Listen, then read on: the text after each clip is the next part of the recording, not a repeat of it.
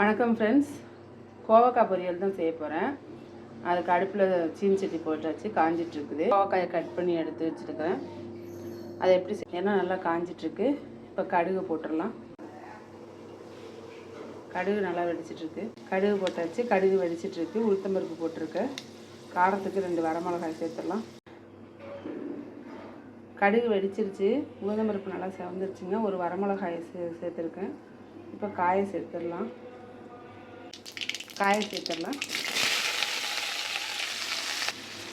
மஞ்சள் பொடி போட்டுடலாம். பெருங்காய பொடியை போட்டுடலாம். உப்பு சேர்த்துக்கலாம். இப்போ நல்லா கிளறி விட்டுட்டு ஒரு 5 மினிட்ஸ் மூடி வச்சிடலாம். நல்லா வணங்கிட்டு இந்த ஸ்டேஜில் கொஞ்சம் காரப்பொடியை சேர்த்துட்டு கொஞ்சம் தண்ணி 1/2 டம்ளர் தண்ணி ஊற்றி மூடி வச்சிடலாம்.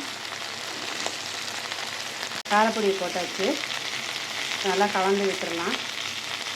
ஒரு அரை டம்ளர் தண்ணி ஊற்றி சிம்மில் வச்சு மூடி வச்சிடலாம். இது நல்லா ரெடி ஆகிடுச்சு.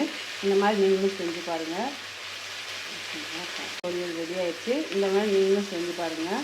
இந்த வீடியோ பிடிச்சா லைக் பண்ணுங்கள், ஷேர் பண்ணுங்கள், கமெண்ட் பண்ணுங்கள், மறக்காமல் சப்ஸ்கிரைப் பண்ணுங்கள். தேங்க்யூ ஃப்ரெண்ட்ஸ், தேங்க்யூ ஃபார் வாட்சிங். ரெடி ஆகிடுச்சுங்க. இந்த மாதிரி செஞ்சு பாருங்கள். தேங்க்யூ ஃப்ரெண்ட்ஸ், தேங்க்யூ ஃபார் வாட்சிங்.